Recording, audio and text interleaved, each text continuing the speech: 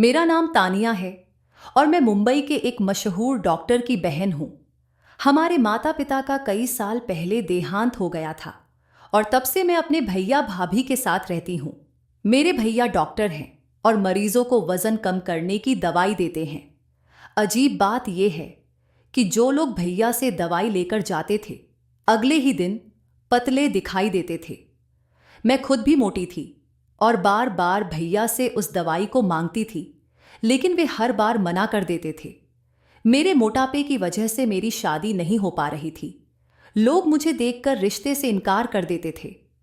एक दिन मैंने ठान लिया और भेष बदलकर भैया के क्लिनिक पहुंच गई और किसी तरह मोटापा घटाने की दवाई लेकर आ गई।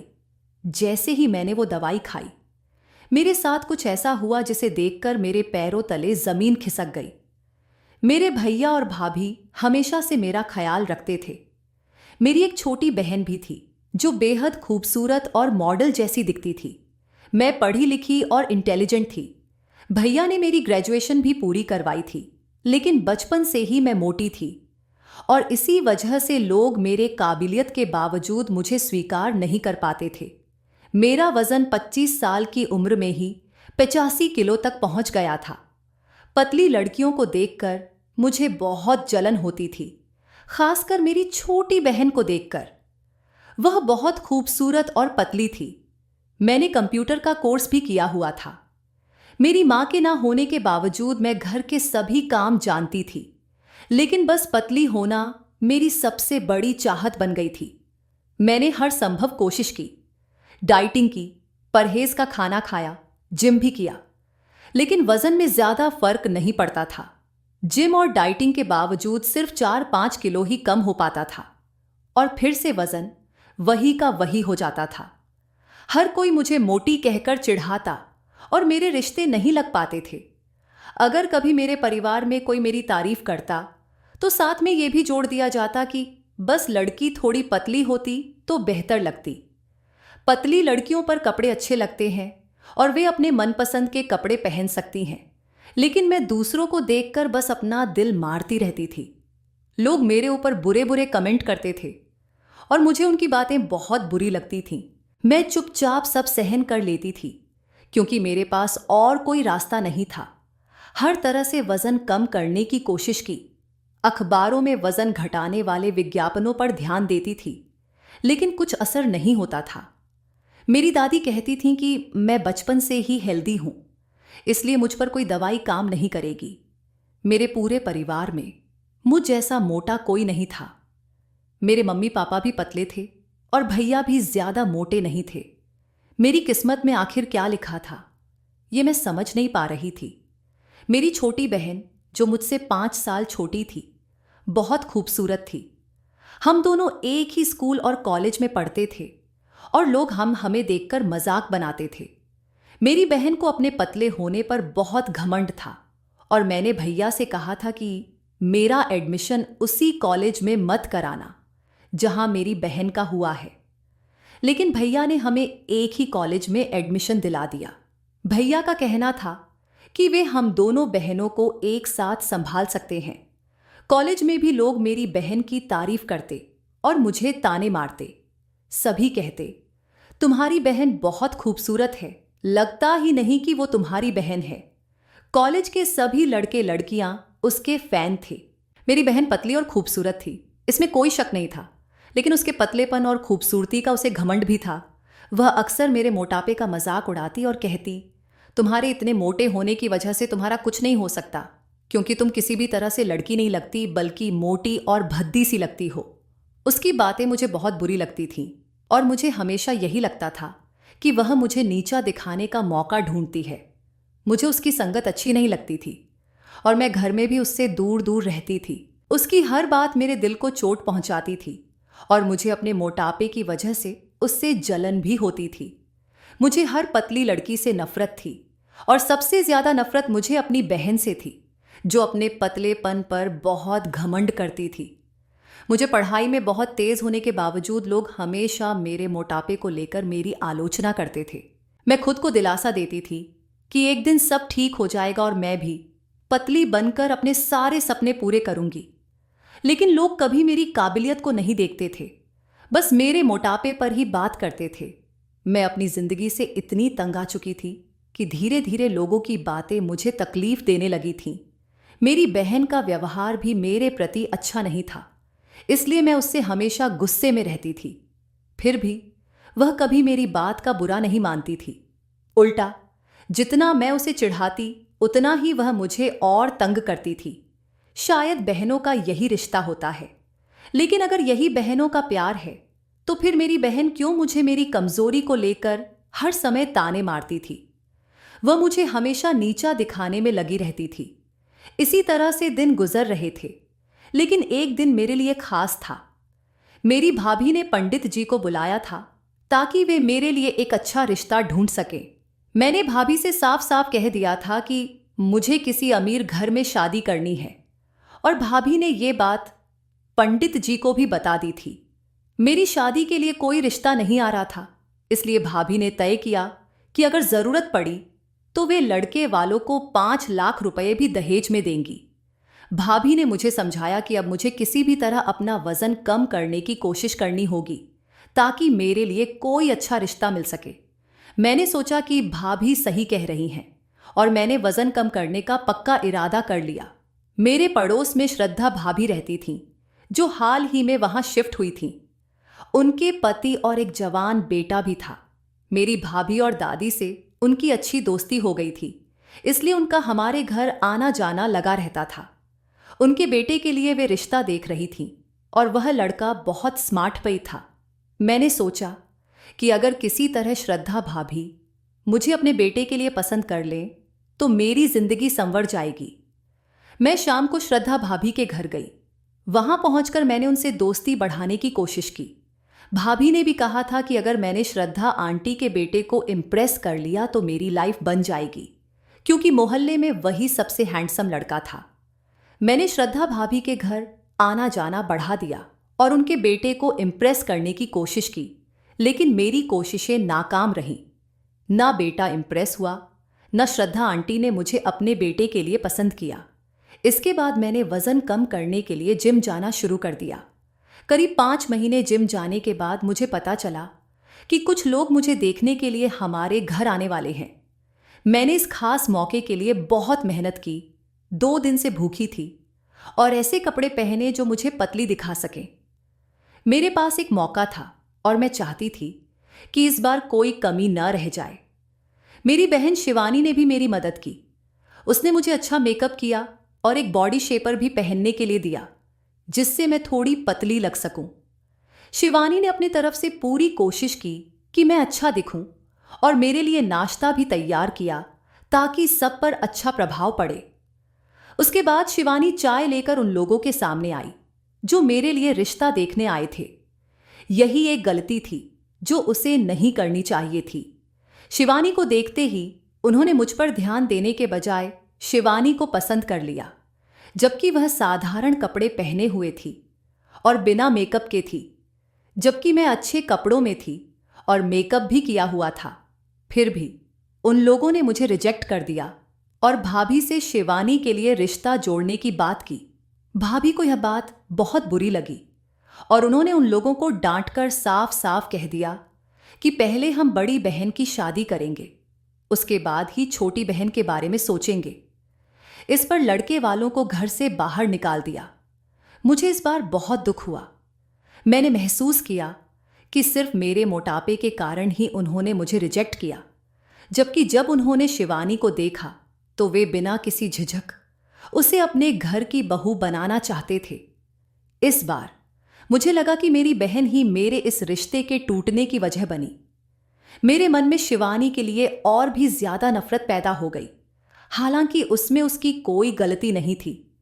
मुझे लग रहा था कि वह जानबूझकर वहां आई थी ताकि मेरा रिश्ता टूट जाए। भाभी ने भी उसे बुलाया था, इसलिए मैंने यह सोचा कि शायद मेरी सोच गलत है। परंतु भैया के सामने सारी बात खुल गई थी और वह समझ गए थे कि इसमें शिवानी की कोई गलती नहीं थी। मैं भैया की बहुत लाडली थी क्योंकि हमेशा उनके कहे अनुसार काम करती थी, जबकि शिवानी उनकी बात को कम ही मानती थी। भैया मुझसे बहुत प्यार करते थे और हमेशा मेरी इच्छाओं को पूरा करते थे। वे मुझसे कहते थे कि मेरी बहन तानिया अपने मोटापे की वजह से काफ़ी परेशान है, इसलिए मैं उसकी ख्वाहिशें पूरी करना चाहता हूँ और उसकी शादी अच्छे घर में करना चाहता हूँ। परंतु अब जब मेरी शादी नहीं हो पा रही थी तो भैया भी चिंता में रहने लगे थे। मेरे सपने बहुत ऊंचे थे। मैं चाहती थी कि मेरा पति हैंडसम हो और मेरी शादी एक अच्छे परिवार में हो। समय गुजरता गया और उस घटना के बाद हमारे घर कोई रिश्ता नहीं आया। मुझे लगा कि शायद सब लोग उस बात को भूल गए होंगे। पर एक दिन हमारे पड़ोस में एक लड़की की शादी थी। मैं उस शादी में नहीं जाना चाहती थी क्योंकि मुझे लोगों के ताने सुनने से डर लगता था। भैया ने मुझे बहुत मनाया तो मैंने जाने का फैसला किया। भाभी ने मुझसे कहा, चलो इसी बहाने तुम मेरी बेटी का भी ख्याल रख लेना और क्या पता तुम्हारे लिए भी कोई अच्छा रिश्ता मिल जाए। यह सुनकर मैंने शादी में जाने का मन बना लिया, लेकिन वहां पहुंचकर मुझे एहसास हुआ कि मैंने बहुत बड़ी गलती की। शादी में मैंने सुना कि लोग मेरे बारे में बातें कर रहे थे। मुझे इस बात से बहुत तकलीफ हुई। मोहल्ले में सबको पता चल गया था कि मेरे रिश्ते टूटने की वजह मेरी बहन है। हालांकि लोगों की बातें सुनकर मुझे और भी बुरा लगा। बिना कुछ कहे मैं सीधे शादी से घर वापस आ गई और भैया भाभी को बताए बिना ही वहां से निकल गई। घर आकर मैं बहुत रोई। मुझे ऐसा लगा कि मेरी बहन जानबूझकर मेरी इंसल्ट करवा रही है। ऐसा महसूस हो रहा था जैसे वह हर जगह मेरा मजाक उड़ाने की कोशिश कर रही हो। मेरी नफरत अब हद से ज्यादा बढ़ गई थी। मुझे लगता था कि मेरी बहन मेरी दुश्मन है क्योंकि वह बार बार मुझे नीचा दिखाने की कोशिश करती थी। हर बार जब कोई रिश्ता मेरे लिए आता, लोग मेरी बहन को देखकर ही उसे पसंद कर लेते और मुझे रिजेक्ट कर देते। मेरी नफरत अपनी बहन के प्रति बढ़ती जा रही थी क्योंकि वह हमेशा मुझे शर्मिंदा कर देती थी। मुझे हमेशा अपनी बहन की नीयत पर शक रहता था। मैं उसे अपना सबसे बड़ा दुश्मन समझने लगी थी। हम दोनों बहनें एक दूसरे से हमेशा लड़ती झगड़ती रहती थीं। इसी गुस्से में मैंने अपनी एक फ्रेंड पर भी नाराजगी उतार दी थी। जब भी मैं उसे अपनी परेशानी बताती तो वह कहती कि तुम्हारी बहन बहुत सुंदर और पतली है। मेरी इस फ्रेंड ने तो हमारे पड़ोस की श्रद्धा आंटी के बेटे के लिए भी शिवानी का रिश्ता सुझा दिया। इस बात से मुझे और गुस्सा आने लगा क्योंकि मेरी फ्रेंड भी मेरी बजाय मेरी बहन की तारीफ कर रही थी। मुझे यह बात बर्दाश्त नहीं होती थी कि लोग पतले लोगों की तारीफ करें। मुझे यह महसूस होने लगा कि मेरी खुद की फ्रेंड भी मुझे नीचा दिखाना चाहती है। सबको यही लगता था कि मैं मोटी हूं, लेकिन इसमें मेरी क्या गलती थी? मैं खुद भी मोटी नहीं होना चाहती थी। अब जब मैं मोटी हो गई थी तो ऐसा लगने लगा कि मुझे इसकी सजा मिल रही है। गुस्से में मैं अपनी फ्रेंड के घर से निकलकर सीधे घर आई और सारी बातें अपने भाई और भाभी को बताईं। मैंने कहा, अगर मेरी बहन पतली है तो इसमें मेरी क्या गलती है, और अगर मैं मोटी हूं तो इसमें भी मेरी कोई गलती नहीं है। लोग मुझे क्यों रिजेक्ट कर देते हैं? मेरी बातें सुनकर भैया कुछ देर खामोश रहे। फिर मैंने उनसे कहा, भैया आप कुछ भी करके मुझे पतला कर दीजिए। अगर मैं पतली नहीं हो सकती तो काश सभी लड़कियां मेरी तरह मोटी हो जाएं, ताकि कोई मुझे ताने न मारे।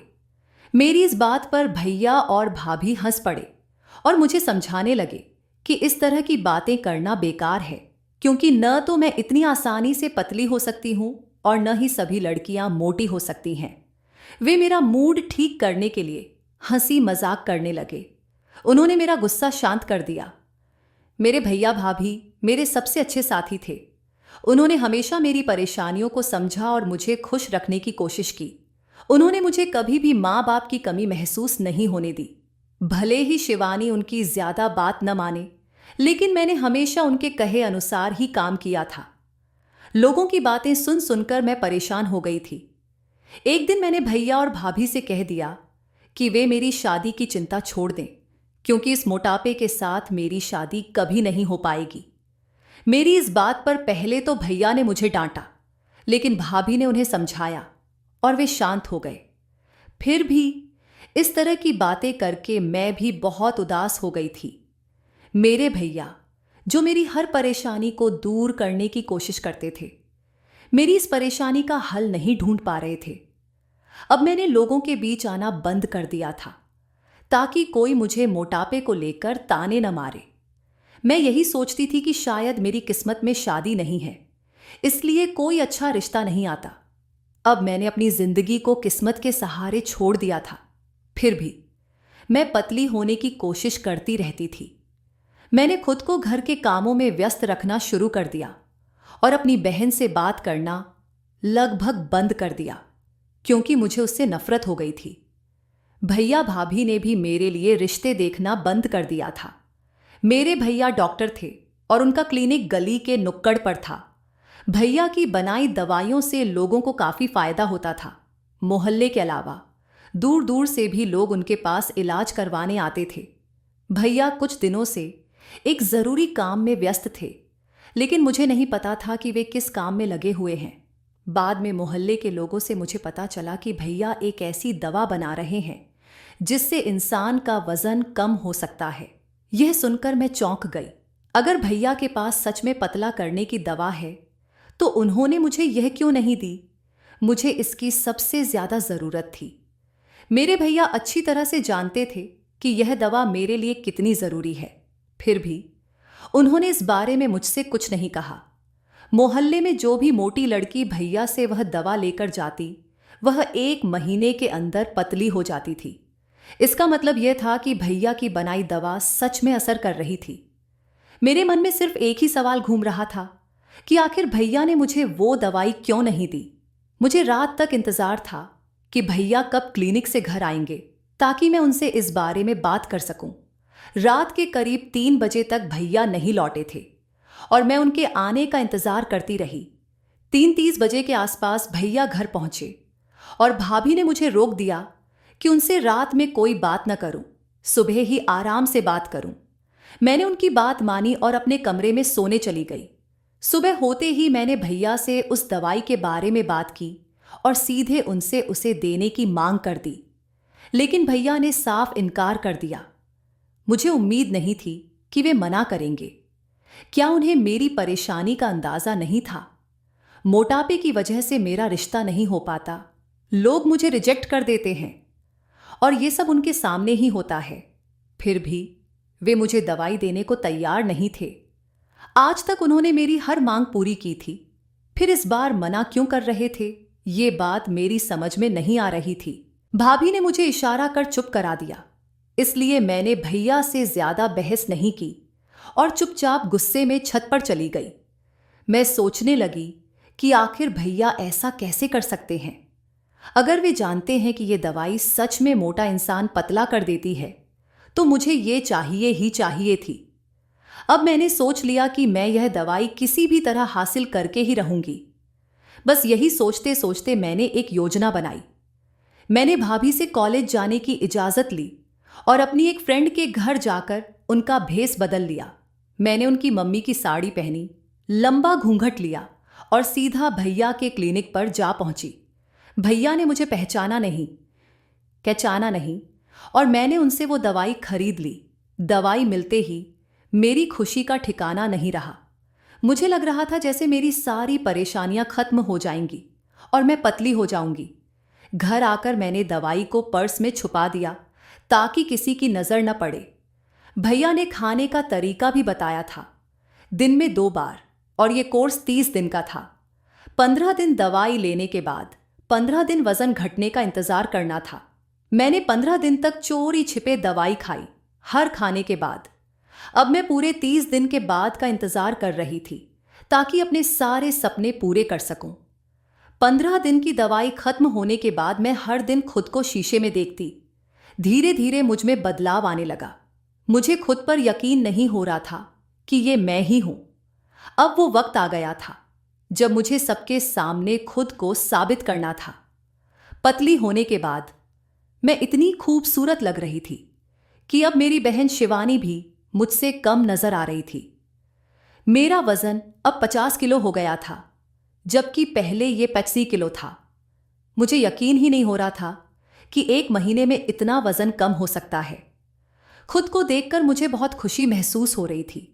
अब मैंने तय किया कि कमरे से बाहर निकलूंगी।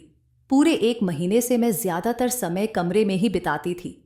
कहीं बाहर जाने से बच रही थी। मैंने अपनी पसंदीदा जीन्स और टॉप निकाली जिसे पहनने का सपना देखा था। पहले मेरा वजन ज्यादा होने के कारण जीन्स टॉप मुझे नहीं आता था और अच्छा भी नहीं लगता था, लेकिन आज जब मैंने इसे पहना तो मुझे वो पूरी तरह से फिट हो गया और खुद को देखकर मैं बहुत खुश थी। शीशे में खुद को देखकर ऐसा लग रहा था जैसे मैं कोई मॉडल हूं। फिर भाभी मेरे कमरे में आई और मुझे जीन्स टॉप में देखकर वे भी हैरान रह गई। मैं जानती थी कि भैया भी अब मुझे देखकर चौंक जाएंगे, क्योंकि पूरे 1 महीने से मैं उनके सामने नहीं आई थी। हालांकि मुझे इस बात की ज्यादा परवाह नहीं थी, क्योंकि अगर वे मुझे इस तरह पतला देखकर खुश हो जाते तो मुझे और अच्छा लगता। भैया हमेशा मेरी खुशियों में खुश होते थे। थोड़ा मेकअप करके मैंने खुद को और भी खूबसूरत बना लिया और अपने कमरे से बाहर चली गई। बाहर जाकर देखा तो भैया और भाभी आपस में बातें कर रहे थे। भाभी पहले ही उन्हें मेरे बारे में बता चुकी थीं। जब भैया ने मुझे देखा तो वे चौंक कर खड़े हो गए। उनके चेहरे पर एक अजीब सा डर नजर आ रहा था जो मैंने पहले कभी नहीं देखा था। भैया ने मुझसे डरते हुए पूछा, तानिया, क्या तुमने मेरी दवाई का इस्तेमाल किया है? एक पल के लिए तो सोचा कि झूठ बोल दूं, लेकिन फिर मैंने सच कह ही दिया कि यह सब उनकी बनाई दवाई का ही असर है। इस पर भैया को बहुत गुस्सा आया और वे चुपचाप सोफे पर बैठ गए, जैसे वे किसी बड़ी चिंता में हों। मुझे समझ नहीं आ रहा था कि वे इतना परेशान क्यों हो रहे हैं। आखिरकार मैंने सिर्फ वजन घटाने की दवाई ही तो ली थी, जिसे कई महिलाएं और लड़कियां भैया से खरीदती थीं। भाभी ने भी उनसे पूछा कि वे इतनी टेंशन क्यों ले रहे हैं, तो भैया ने मेरी ओर देखकर पूछा कि मुझे वो दवाई आखिर कहां से मिली। मैंने सच सच बता दिया कि मैंने भेष बदलकर उनकी दुकान से दवाई खरीदी थी। मेरी बात सुनकर भैया की आंखों में आंसू आ गए और वे बोले, तानिया, तुमने ये क्या कर दिया? भैया को आज इतने परेशान पहले कभी नहीं देखा था। मुझे भी घबराहट होने लगी कि शायद मुझसे कोई गलती हो गई है। भाभी ने भैया को शांत करने की कोशिश की और उनसे परेशानी का कारण पूछा, तो भैया ने बताया कि यह कोई मामूली बात नहीं थी। वे दवाई को मुझ पर आजमाना नहीं चाहते थे, क्योंकि वो पूरी तरह से सुरक्षित नहीं थी। दरअसल भैया मेरी तकलीफ को देखकर मेरा मोटापा दूर करना चाहते थे, लेकिन वे चाहते थे कि पहले वे इस दवाई को औरतों पर टेस्ट करके उसकी सुरक्षा सुनिश्चित कर लें। इस दवाई को बनाने में उन्होंने बड़ी मेहनत की थी, कई बड़े डॉक्टरों से सलाह ली थी और नामी दवाइयों की कंपनियों से मदद ली थी, लेकिन दवाई अभी तक पूरी तरह प्रभावी साबित नहीं हुई थी। जिन भी औरतों ने इस दवाई का इस्तेमाल किया था वे सिर्फ 2 महीने तक ही पतली रह पाई थीं। भैया यही चाहते थे कि वे इस दवाई को पहले पूरी तरह से जांच लें और जब यह पूरी तरह सुरक्षित हो जाए तभी मुझे इसे दें। धीरे धीरे मेरा वजन फिर से पहले जैसा हो गया। अब जब मैंने खुद उस दवाई का इस्तेमाल कर लिया था तो इसका असर क्या होगा, इस पर भैया भी कुछ नहीं कह सकते थे। इसी सिलसिले में भैया अपने सीनियर डॉक्टर से सलाह लेने गए, लेकिन वहां पता चला कि वे डॉक्टर कुछ महीनों के लिए अमेरिका गए हुए हैं। इससे भैया बहुत परेशान हो गए थे, क्योंकि उन्हें सीनियर डॉक्टर से मिलना बहुत जरूरी था। भैया को इस बात का भी एहसास हो गया था कि उन्होंने एक बड़ी गलती कर दी है। उन्हें समझ में आ गया कि किसी और पर प्रयोग करने के बजाय उन्हें यह दवाई पहले खुद पर या मुझ पर ही परखनी चाहिए थी। हमारे साथ जो हुआ वह ऐसा था जैसे कि जब हम दूसरों के लिए गड्ढा खोदते हैं तो खुद उसमें गिर जाते हैं। अब आगे क्या होने वाला है इसका किसी को अंदाजा नहीं था। 2-3 दिन इसी तरह से बीत गए। भैया लगातार अपने सीनियर डॉक्टर से फोन पर संपर्क करने की कोशिश कर रहे थे, लेकिन उनका फोन बंद जा रहा था। किसी तरह का कोई संपर्क नहीं हो पा रहा था। भैया बार बार फोन मिलाने की कोशिश करते रहे ताकि इस समस्या का कोई समाधान निकल सके। काफी समय हो गया, लेकिन भैया के चेहरे पर चिंता की लकीरें साफ नजर आ रही थीं।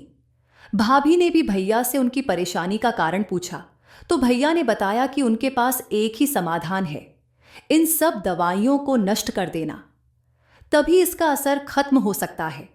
सारी दवाइयां भैया के क्लिनिक में ही थीं और अब उन्होंने फैसला किया कि वे इसे किसी को भी नहीं देंगे।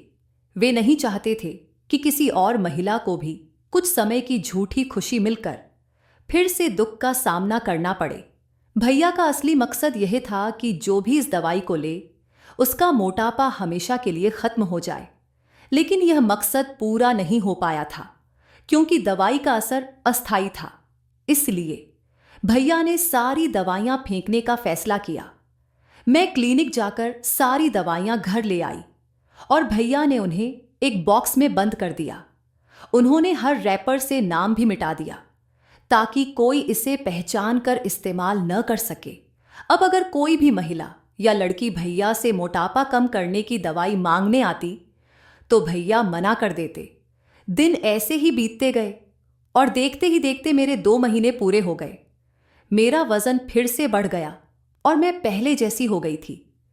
इस दुख में मैंने कई दिनों तक घर से बाहर कदम नहीं रखा। मेरी सहेलियों के फोन भी आए जिनसे मैंने पार्टी का वादा किया था, पर अब मुझे किसी से बात करने का मन नहीं था। मैंने उन्हें इस बारे में कुछ भी नहीं बताया क्योंकि मुझे लगा कि मेरी स्थिति जानकर वे मेरा मजाक बनाएंगी। भैया भी जानते थे कि शायद मेरी नाराजगी उन पर है, लेकिन ऐसा नहीं था। इस हादसे के बाद हमने एक दूसरे से बात नहीं की थी। धीरे धीरे दिन गुजरते गए। फिर एक दिन भैया मुझसे बात करने के लिए मेरे कमरे में आए। शिवानी ने भी मुझसे बात करने की कोशिश की, लेकिन उस पर मुझे बहुत गुस्सा आ रहा था, तो मैंने उससे बातचीत बंद कर दी थी। भैया को लगता था कि मैं उनसे नाराज हूं, इसीलिए उन्होंने बातचीत शुरू की। भैया ने कहा, तानिया मुझे माफ कर दो, मैंने जो किया वह तुम्हारे भले के लिए था, लेकिन मैंने गलती की। मेरा मकसद तुम्हें नुकसान पहुंचाना नहीं था, मैं बस तुम्हारी खुशी चाहता था, इसलिए मैंने ये कदम उठाया।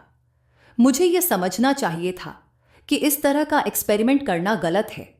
भैया बहुत शर्मिंदा महसूस कर रहे थे और मैंने देखा कि वे अपने किए पर सच में पछता रहे हैं। मुझे पता था कि भैया जो भी करते हैं वह सिर्फ हमारी खुशी के लिए होता है, और आज मुझे यकीन हो गया था कि वे हम बहनों से कितना प्यार करते हैं। भैया ने मेरे लिए अपनी मेहनत और इज्जत दांव पर लगा दी थी। इस घटना के बाद मुझे एहसास हुआ कि गलती मेरी ही थी। मैंने अपने मोटापे को लेकर बहुत ज्यादा सोचना शुरू कर दिया था और हर हाल में इसे खत्म करना चाहती थी। मेरी ये सोच ही सबसे बड़ी कमी बन गई थी। असल में हर इंसान अपने में कुछ कमियों के साथ ही आता है, और शायद मोटापा मेरी एक कमी थी। मुझे समझ में आ गया कि हमें अपनी कमियों के साथ ही खुद को अपनाना चाहिए। मैंने अपना असली रूप स्वीकार कर लिया था। भैया भी अब थोड़े सहज हो गए थे और उन्होंने मुझे ढेर सारा आशीर्वाद दिया। उन्होंने कहा, आज मैंने जो तुम्हें समझाने की कोशिश की है, मैं उम्मीद करता हूं कि इसे तुम हमेशा याद रखोगी। अब मैंने अपनी बात भैया और भाभी को समझा दी थी और वे मेरी इस समझदारी पर बहुत खुश थे।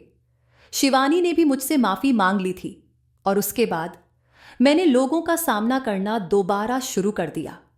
अब मुझे किसी के तानों का असर नहीं होता और शिवानी से भी अब मेरा कोई झगड़ा नहीं होता। हम दोनों बहनें अब खुशी खुशी साथ रहते हैं। अब ना तो शिवानी को मुझसे कोई शिकायत है और ना मुझे उससे। वह भी मेरे इस बदलाव पर बहुत खुश है। पहले जहां वह मेरी कमियों को लेकर मजाक बनाती थी, अब उसकी सोच में भी काफी बदलाव नजर आने लगा था। पहले उसकी स्मार्टनेस और खूबसूरती के चलते मैं उसके प्रति ईर्ष्या महसूस करती थी, लेकिन अब यह सब बातें पीछे छूट चुकी हैं। जो कुछ भी हुआ अब वह पहले से कहीं बेहतर है, और सबसे अच्छी बात यह है कि भैया और भाभी का मुझ पर असीमित प्यार बरकरार है। जहां तक मेरी शादी की बात है, भगवान ने मेरे लिए जो भी उचित व्यक्ति तय किया है वह मुझे सही समय पर जरूर मिलेगा।